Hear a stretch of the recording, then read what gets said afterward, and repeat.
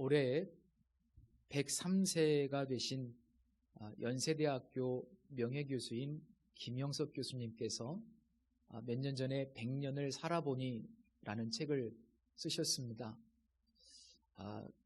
100세 즈음이 돼서 쓰신 책인데 그 책의 내용 중에 인생을 살아보니까 인생은 어떤 것이다 라고 그렇게 정의를 내리신 부분이 있습니다. 이 교수님께서 내리신 인생의 정의는 인생은 운명과 허무 사이의 그 무엇이다 라고 정의를 내리셨습니다. 운명과 허무 사이의 그 무엇, 여기서 그 무엇은 바로 하나님의 섭리입니다. 인생은 결정된 것이 아니기 때문에 결코 운명이 아닙니다. 그렇다고 해서 인생은 우연도 아니죠. 만약 인생이 운명이라고 생각하거나 혹은 우연이라고 생각을 한다면 그 종착역은 결국 허무로 귀결될 수밖에 없습니다. 100년을 살아보니 인생은 운명도 아니고 우연도 아닌 하나님의 섭리라는 고백, 이 고백은 진리일 뿐만 아니라 하나님의 섭리대로만 된다면 우리에게는 놀라운 은혜요, 축복이라고 믿습니다. 오늘 본문을 통해서 다시 한번 우리는 이 하나님의 놀라운 섭리를 마주하게 되는데요. 지난 시간에 이 사도 바울과 실라가 억울하게 매를 맞고 또 지하 감옥에 갇힌 이 정말 힘든 고통스러운 상황 속에서 하나님을 예배하는 장면을 함께 나눴습니다. 그 환경과 상황을 초월하는 영적인 기쁨으로 하나님을 예배했을 때 그 지하 감옥은 거룩한 성전이 되었습니다. 그들이 하나님을 깊이 찬양할 때 바로 그 순간 갑자기 큰 지진이 나면서 옥토가 흔들리고 감옥문이 다 열리고 모든 착고들이 풀어지는 역사가 일어납니다. 모든 사람들, 사도 바울과 실라뿐만 아니라 그 감옥에 있던 모든 죄수들의 묶인 것들이 다 풀어지는 놀라운 기적이 일어나게 되죠. 마치 무덤 속에 계시던 예수님께서 부활 생명의 능력으로 살아나셔서 무덤을 열어 젖히고 나오신 것과 흡사합니다. 갑자기 큰 지진이 나서 옥토가 흔들렸을 때 깊은 잠에 빠져 있었던 간수들이 잠에서 깨어납니다. 순간 큰 지진으로 인해서 모든 감옥문이 열린 것을 확인한 간수는 죄수들이 다 도망한 줄로 생각을 하고 큰 충격을 받은 나머지 칼을 떼어서 자결하려고 합니다. 왜냐하면 당시 로마법에 의하면 만약 간수가 죄수를 놓쳤거나 아니면 감옥에서 탈옥하였을 경우에 그 책임을 오롯이 간수가 져야만 했었고 죽음이라든지 아니면 그 죄인이 받은 형벌만큼 옥살이를 대신 해야만 했었습니다. 그렇기 때문에 이 간수는 순간 절망할 수밖에 없었습니다. 바로 그 순간에 사도 바울이 아주 다급하게 큰 소리로 간수를 향하여 외치죠. 내 몸을 상하지 말라. 우리가 다 여기 있노라. 옥문이 열린 것을 확인하고 난 다음 무조건 다 도망간 줄로 생각한 것은 굉장히 당연한 것이었습니다. 그런데 간수는 우리가 다 여기 있다라는 사도 바울의 큰 외침 소리를 듣고 다시 한번 충격을 받습니다. 왜냐하면 도망치는 것이 당연한 상황에서 단 한 사람도 도망치지 않았기 때문입니다. 그렇다면 왜 사도 바울과 실라는 도망가지 않았을까? 한 가지 분명한 이유가 있다면 로마 시민권자인 사도 바울과 실라는 적어도 여기 있는 죄수들이 다 도망을 친다면 아무 죄 없는 간수가 억울하게 대신 죽을 수밖에 없다는 사실을 너무나 분명히 잘 알고 있었기 때문입니다. 타인의 생명에 대한 감수성과 존중하는 마음이 있었던 것이죠. 또 다른 이유가 하나 있습니다만 그 내용은 뒤에서 밝히겠습니다. 내 몸을 상하지 말라. 우리가 다 여기 있다라고 사도 바울이 외친 순간 간수는 등불을 찾아 들고 그 어두컴컴한 지하 감옥으로 사도 바울이 있던 곳으로 들어가서 떨며 그 앞에 엎드립니다. 그리고 얼른 그들을 데리고 나옵니다. 그리고 이렇게 질문합니다. 선생님이여, 내가 어떻게 하여야 구원을 받으리까? 내가 어떻게 하면 구원을 받을 수 있겠습니까? 여기서 말하는 구원은요, 우리가 일반적으로 생각하는 영혼 구원을 의미하지 않습니다. 그런 개념이 없습니다. 지금 간수의 입장에서 이 질문은 내가 어떻게 하면 이 혼란스러운 상황을 잘 수습하고 극복할 수 있겠습니까? 어떻게 하면 지금 내 인생 최대의 위기를 모면할 수 있겠습니까? 라는 아주 다급하고 지극히 현실적인 질문입니다. 그런데 사도 바울은 그 질문의 의도를 모르지 않음에도 불구하고 이렇게 대답을 합니다. 주 예수를 믿으라. 그리하면 너와 내 집이 구원을 받으리라.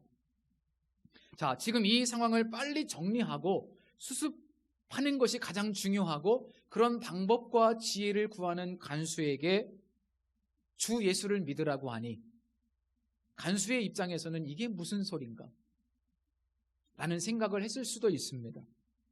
이 대답은 결코 간수가 원한 대답은 아니었던 겁니다. 완전히 동문서답이에요. 그런데 사도 바울의 대답은 정답입니다. 그의 입장에서는 동문서답인데 사도 바울의 입장에서는 정답입니다. 왜냐하면 그의 인생 가운데 지금 가장 필요한 것은 바로 영혼의 구원이었고 그것은 오직 예수 그리스도를 통해서만 가능하기 때문입니다.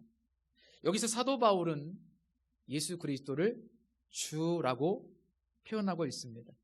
주. 이 말 그대로 예수님이 주인이라는 뜻인데요.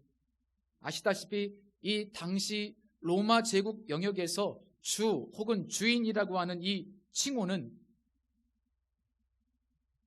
당시 오직 로마의 황제에게만 쓸 수 있는 호칭이었습니다. 로마 황제가 제국의 주인이었고 모든 시민들의 주인이었기 때문입니다. 그런데 사도 바울은 로마의 황제가 진정한 주인이 아니라 예수 그리스도가 참 주인이시고 그를 주인으로 받아들인다면, 즉 다른 말로 바꾸면 지금 너의 삶의 너의 인생의 주인을 바꾼다면 너는 구원을 받을 것이다 라고 이야기하는 겁니다.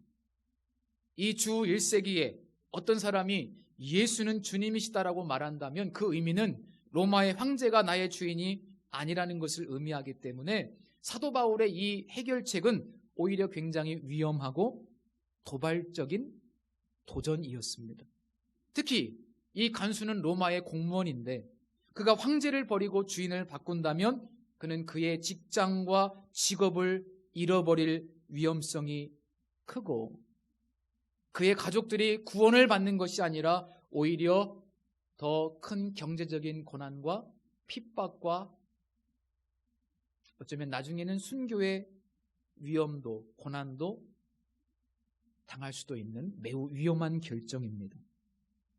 그러나 그럼에도 불구하고 그에게 가장 중요한 것은 영혼의 문제이고 이번이 그에게는 마지막 기회일 수도 있기 때문에 사도 바울은 가장 중요한 메시지를 전하지 않을 수 없었던 겁니다. 요한 3서 1장 2절 말씀에 보면 사랑하는 자여 내 영혼이 잘됨같이 내가 범사가 잘되고 강건하기를 내가 간구하노라 라는 말씀이 있습니다. 여러분, 간수에게만 영혼의 문제가 중요합니까? 그 간수에게만 영혼의 문제가 중요할까요? 그러지 않습니다. 사도 요한이 쓴 요한 1서는 불신자들에게 쓴 편지가 아닙니다. 그 당시 예수를 믿는다는 사람들에게 쓴 편지인데 그 예수를 믿는다는 사람들에게 영혼이 잘됨같이 범사가 잘된다고 표현을 했어요. 그렇다면 오늘 예수 믿는다고 말하는 우리 모든 성도들에게도 제일 중요한 신앙의 우선순위는 뭐냐? 그것은 영혼의 문제라는 겁니다. 영혼의 문제. 오늘 우리는 예수 믿고 구원을 받았지만 그러나 그럼에도 불구하고 오늘 사도 바울의 권면을 통해서 저는 우리 모두가 다시 한번 우리 인생의 가장 중요한 우선순위인 내 영혼의 문제에 다시 한번 깊은 관심을 가질 수 있기를 부탁을 드립니다. 곧 사순절이 다가오는데 내 영혼이 정말로 하나님으로 풍성한가? 지난주에 나눴던 것처럼 사도 바울의 심령 안에 그 하나님의 거룩한 임재로 충만하고 그 하나님이 주시는 하늘의 기쁨으로 충만하여 언제나 어떤 상황 속에서도 내가 하나님을 찬양할 수 있는 영혼이 되고 있는가? 우리 성도님들의 지금 영혼의 상태는 어떻습니까? 한 주간 동안 내 영혼의 문제에 대해서 얼마나 깊은 관심을 가지고 살으셨습니까? 마치 정원을 가꾸듯이 내 마음을 얼마나 갖고 오셨습니까? 그러지 않다면 이 시간 예배할 때 그렇게 큰 기쁨이 없을 수도 있어요. 내 영혼의 문제가 가장 우선순위입니다. 먹고 사는 것 중요하죠. 그러나 내 영혼의 문제, 우리 성도님들 다가오는 이 사순절 기간에 특별히 내 영혼의 문제에 더욱더 관심을 가지시고 내가 정말 주님의 은혜로 충만하기 위하여 말씀과 기도 앞에 더 다가가시고 이것을 우선순위로 삼으실 수 있기를 부탁을 드립니다. 왜냐하면 예수를 믿어도 내 영혼이 잘됨같이 범사가 잘되기 때문입니다. 사도 바울은 그 간수에게 주인을 바꿔야 한다고 도전하고 있는데 저도 우리 성도님들께 이렇게 질문하고 싶습니다. 우리 성도님들 과연 하나님의 주인 되심과 그분의 통치를 온전히 인정하고 계십니까? 하나님이 진짜 주인 되십니까? 주인을 확실히 바꾸셨습니까? 진짜 나를 통치하시는 분이 예수 그리스도십니까? 이 질문에 대해서 우리가 분명히 아멘이라고 고백할 수 있다면 그것은 놀라운 은혜요 축복입니다. 그 증거는 무엇일까요? 정말 예수님이 나의 주인이라는 증거는 뭡니까? 주님의 말씀에, 주님의 뜻에 100% 내 생각을 접고 순종하는 겁니다. 성경은 분명히 우리가 사나 죽으나 주님의 것이라고 말씀하고 있습니다. 나는 내 것이 아닙니다. 그리고 또 다른 성경에 보면 우리는 값으로 산 것이 되었으니라고 말씀하고 있어요. 우리는 주님의 것입니다. 그러나 오늘날 많은 그리스도인들이 예수님을 주인으로 영접했다고 말하지만 실제 살아가는 태도를 보면 자기 자신이 주인인 경우가 많아요. 때로는 하나님의 뜻과 나의 생각이 충돌할 때 우리는 너무나 쉽게 하나님의 뜻을 저버릴 때가 많습니다. 여전히 자기 자신이 주인인 경우가 많아요. 어떤 분은 쾌락을 자기의 주인으로 삼고 살아갑니다. 교회는 다니는데 쾌락을 끊지를 못합니다. 어떤 분들은 돈이 주인입니다. 주님을 믿는다고 하는데 이 돈 문제 앞에서는 여전히 넘어집니다. 어떤 분은 성공이 주인입니다. 어떤 분은 자기 자식이 주인입니다. 하나님의 뜻보다 때로는 자식 앞에 신앙을 타협하는 경우가 많죠. 엘렌 허쉬 목사님이라고 선교적 교회 이론의 전문가신데 이분이 쓰신 잊혀진 교회의 길이라는 아주 훌륭한 책이 있어요. 그 책에 보면 이분이 연구한 내용을 보니까 모든 교회의 부흥의 역사, 예수 운동의 승리 속에는 그리고 제자들의 삶 속에 들어있는 가장 본질적인 영적인 DNA가 뭐냐? 그것이 바로 예수가 주인이시다라는 신앙 고백이랍니다.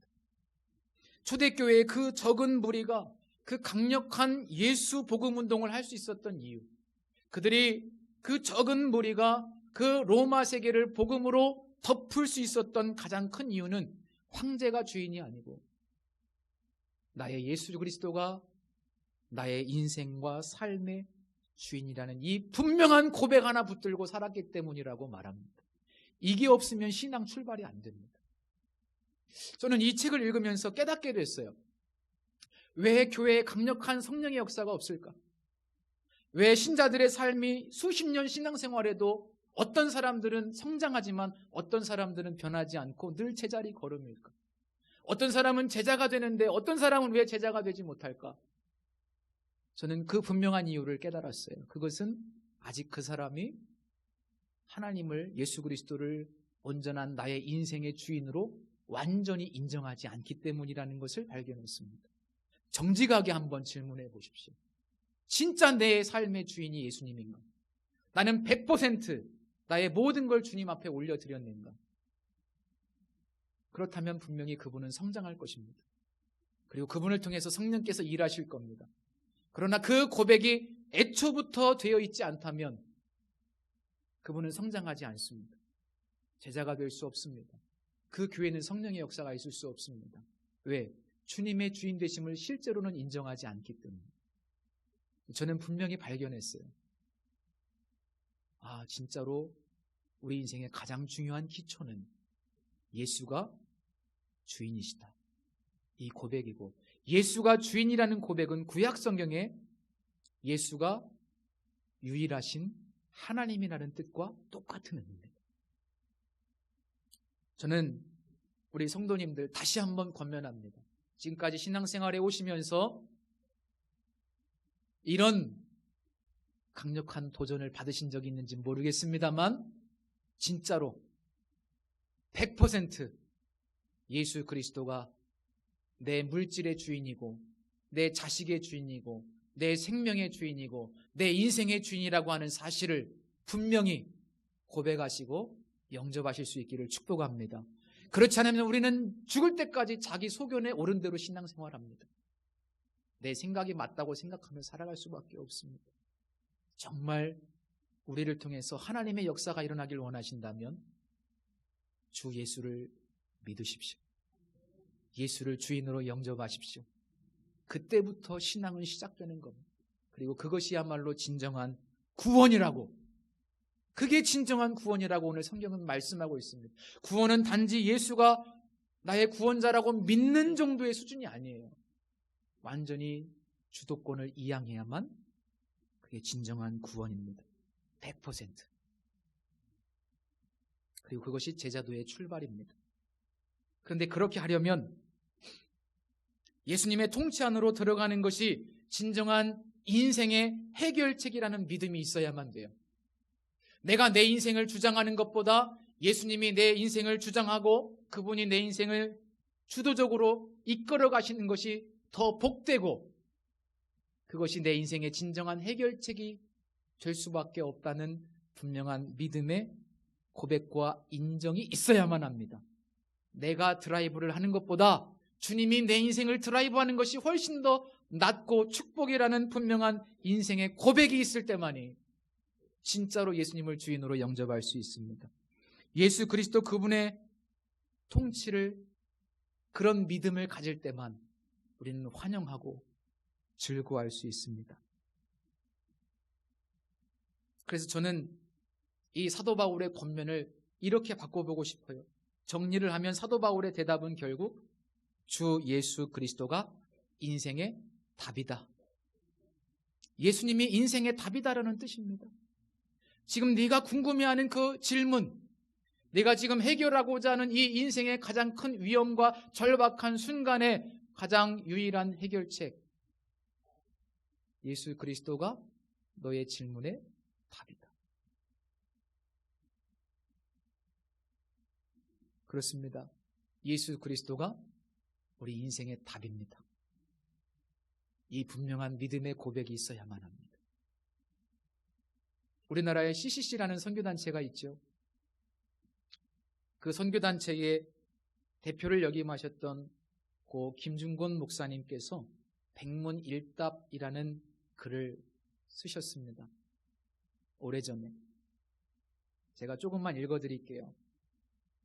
우리 인생의 주인이 누구입니까? 예수 그리스도. 우리 삶의 이유가 무엇입니까? 예수 그리스도. 우리 성도님들이 이제 한번 질문해 보십시오. 우리가 왜 여기에 있습니까? 우리의 인생의 목표는 무엇입니까? 어떻게 하면 죄사함을 받습니까? 영원한 생명을 어떻게 얻을 수 있습니까? 어떻게 미움을 사랑으로 바꿀 수 있습니까?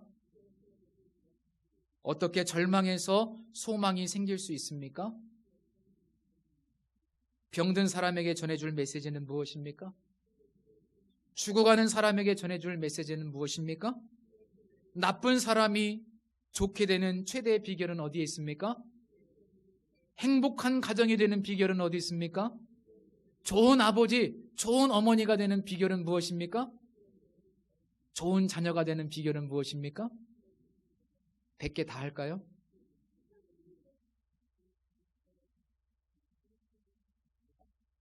진짜 예수님의 인생의 답이 맞습니까? 맞습니다. 문제가 없는 인생은 하나도 없는데 그 인생의 모든 문제의 근원적인 답은 예수 그리스도. 그 모든 문제를 풀어갈 수 있는 가장 큰 기초는 예수 그리스도라는 것. 내가 그분의 통치를 인정하고 그분이 내 마음을 온전히 다스리실 수 있도록 내 마음을 열어서 그분께 내어드릴 때 그분은 기쁨으로 내 안에 오셔서 내 인생을 이끌어 가시고 그럴 때 우리의 삶에는 진정한 변화가 일어나기 시작합니다. 변화는 주님으로부터 시작되는 거예요. 그분이 내 인생의 주인이 될 때부터 변화가 시작되는 겁니다. 너무나 쉬운 대답 같고 상투적인 대답 같지만 진짜 인생의 모든 문제의 대답은 예수 그리스도입니다. 놀랍게도 사도 바울의 메시지를 듣고 또 그가 전하는 복음 이야기를 들은 간수와 그의 가족들은 그날 밤 예수 그리스도를 주인으로 영접하는 결단을 하게 됩니다. 그리고 그 고백으로 세례를 받습니다. 그 이전까지는 로마의 황제가 그리고 자기의 의지가 자기 인생의 주인이었지만 그날 밤 사도 바울의 메시지를 듣고 주인을 바꾸는 결단을 합니다. 그는 과감히 어쩌면 목숨을 걸어야 될지도 모르는데 세례까지도 받습니다. 34절 말씀에 보면 예수님을 주인으로 영접하기 이전과 이후의 변화를 아주 짧게 설명하고 있는데 하나님을 믿음으로 크게 기뻐하니라 라고 말씀하고 있습니다. 여기서 기쁨이라고 하는 단어의 문자적인 의미는 앉아있지 못하고 날뛰면서 기뻐할 정도로 몹시 기뻐했다라는 뜻입니다. 이건 인간적인 기쁨이 아니고요. 하나님과의 관계에서 오는 기쁨입니다. 하나님이 그 마음을 다스리시고 통치하실 때 그 하나님께서 그의 내면에서부터 그에게 주시는 기쁨.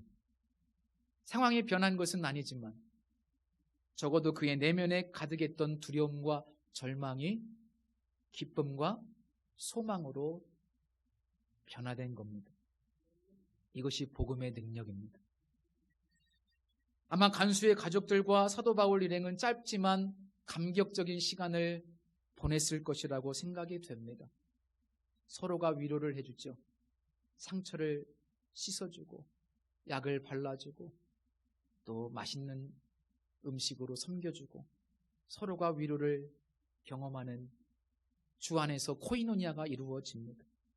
사도 바울과 실라는 그날 밤에 아마도 다시 제자리로 돌아와서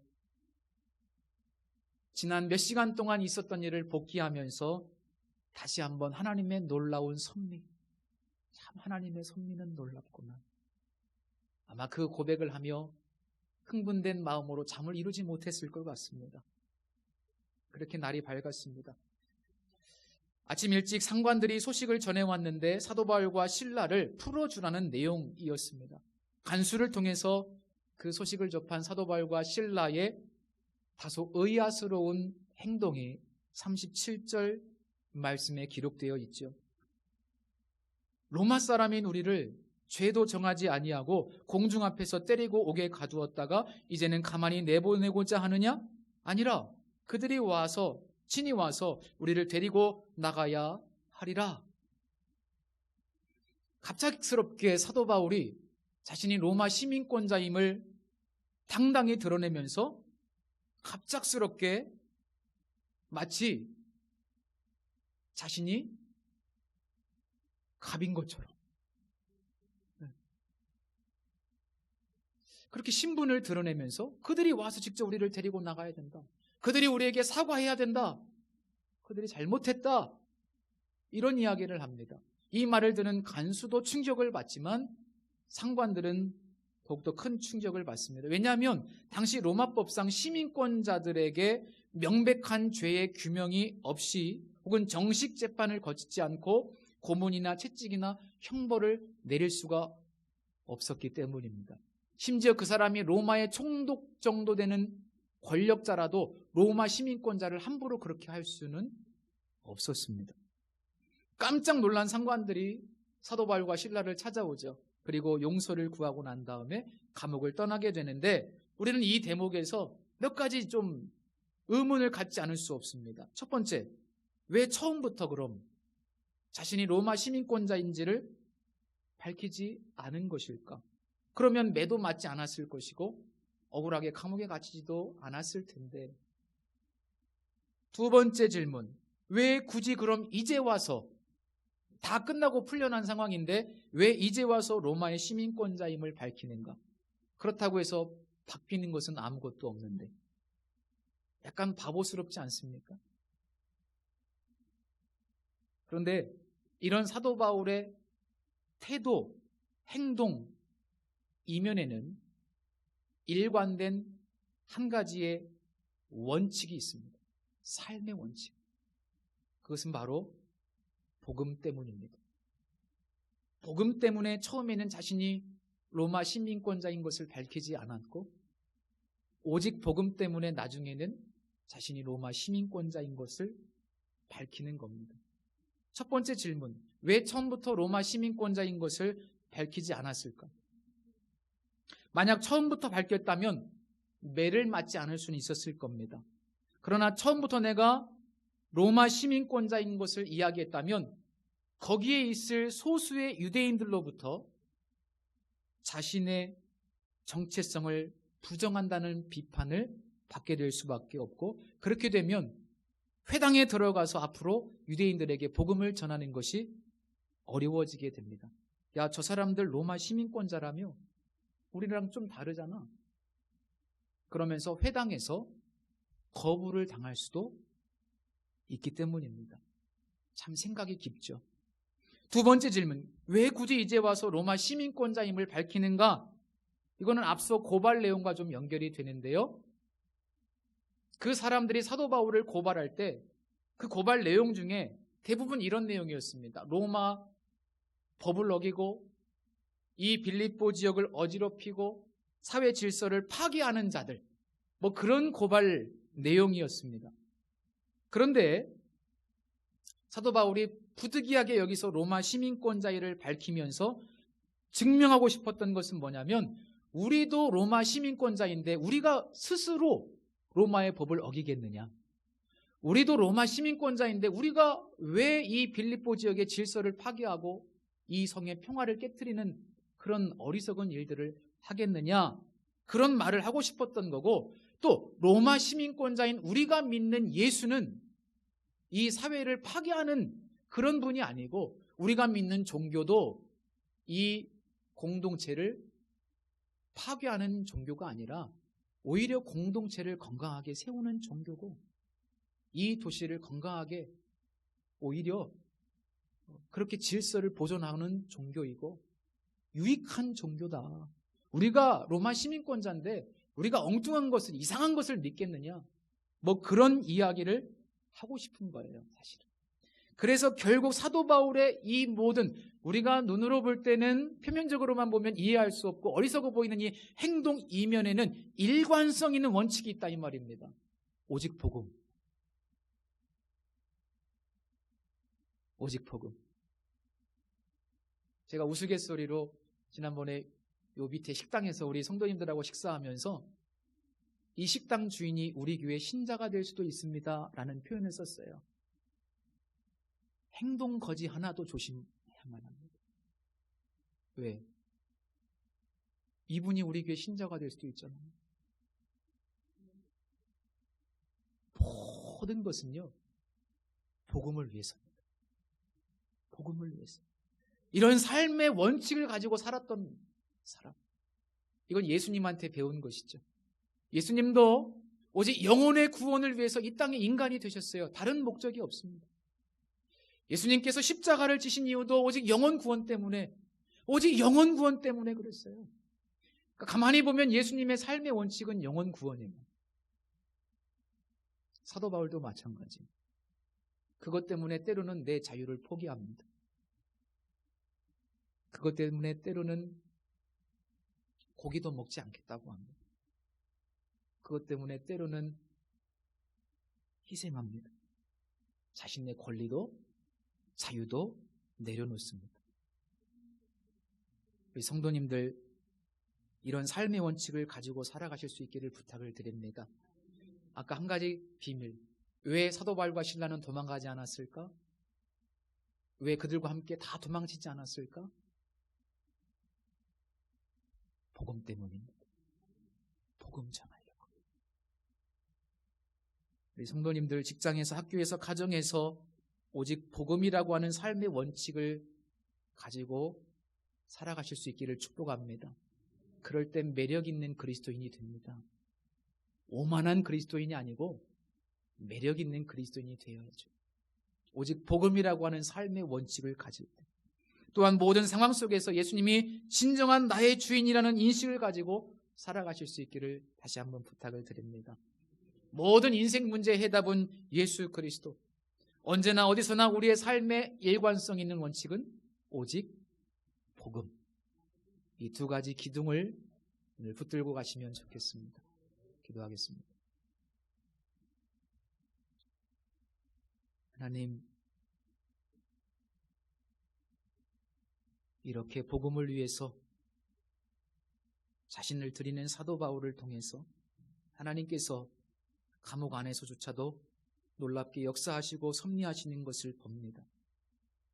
주님, 우리의 삶의 원칙은 나의 소신이나 신념이 아니고 성경이 되어야 하고 복음이 되어야 한다고 믿습니다. 그것은 우리의 주인이 예수 그리스도이시기 때문입니다. 다시 한번 예수님의 통치 앞에 모든 영역을 내어드리기를 결단하며 예수님이 이끄시는 인생이 될 수 있도록 우리를 맡기는 거룩한 순종이 있게 하여 주옵소서. 예수님의 이름으로 기도합니다. 아멘.